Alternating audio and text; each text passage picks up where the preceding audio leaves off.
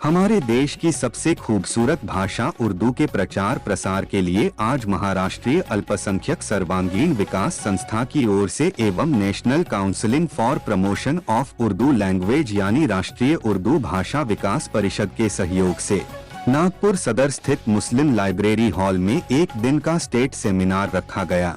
Doctor Mohammad Babar और doctor दरख्शन Khan द्वारा आयोजित आज के इस उर्दू प्रमोशन सेमिनार में सैकड़ों की संख्या में विद्यार्थियों सहित शहर की कई बड़ी हस्तियों ने शिरकत की और उर्दू प्रमोशन के इस सेमिनार को कामयाब किया। साथ ही नागपुर सिटी के सभी माइनॉरिटी इंस्टीट्यूशन के संस्था चालक भी मुख्य रूप से उपस्थित रहे।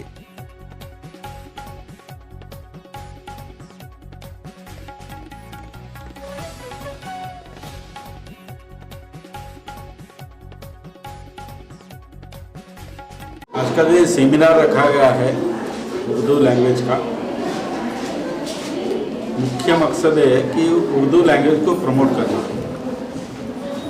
उर्दू लैंग्वेज का डेवलपमेंट होना चाहिए और उर्दू लैंग्वेज मुस्लिम समाज और बाकी के सभी समाज में उसका डेवलपमेंट होना चाहिए। इसी दृष्टि से ये सेमिनार रखा गया है। आपको पता होगा कि हमारी भाषा जो हिंदी है या मराठी है, उर्दू लैंग्वेज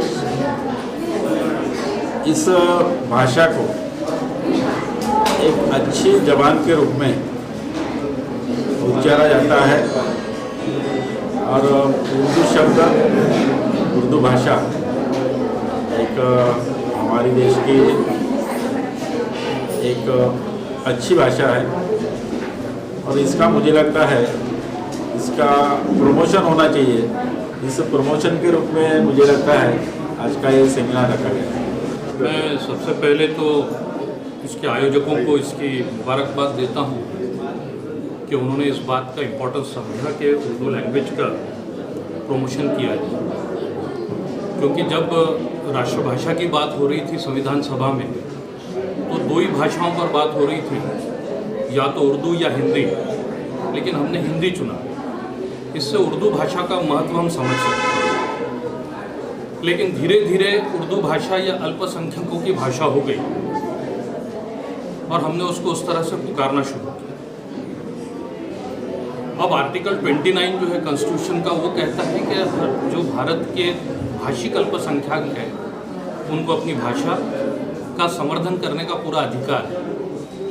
तो सरकार उस भाषा के संवर्धन में उनकी मदद कर रही है इस तरह के सेमिनार ऑर्गेनाइज करके, तो सरकार को भी मैं धन्यवाद देना चाहूँगा। लेकिन मेरे अपने नज़रिए से सिर्फ और सिर्फ एक सेमिनार लेने से इसका कुछ नहीं होगा। अगर सरकार सचमुच इस भाषा का संवर्धन करना चाहती है तो चपरासी से लेकर तो हायर पोस्ट तक के जितनी भी रिक्रूटमेंट की एग्ज़ाम्स होती हैं उसमें इस भाषा के भी मीडियम में एग्ज़ाम्स होने चाहिए। इस भाषा में अगर एग्ज़ाम होता है तो ही इस भाषा को प्रमोशन मिलेगा, वरना ये एक ऑर्नामेंट बन के रहेगा। उर्दू लैंग्वेज को प्रमोट करना और उसके लिए जो एक दिन का सेमिनार यहाँ पर रखा गया है, सबसे पहले मैं इस पूरी टीम को मुबारकबाद पेश करती हूँ।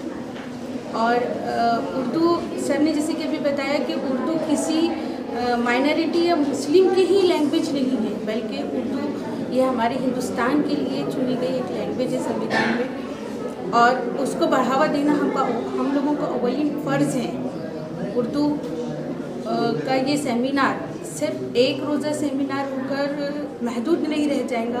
हम इस सेमिनार को ये सिर्फ स्टेट लेवल पर आज एक दिन के लिए लिया गया, लेकिन हम इस सेमिनार को इंशाअल्लाह ताला नेशनल लेवल और इंटरनेशनल लेवल तक ले जाने की पूरी कोशिश करेंगे। और ये पैगाम मैं देती हूँ कि उर्दू ये लैंग्वेज हमारी आम हो, ये बहुत शीरीन और बहुत ही मीठी ज़बान है ये।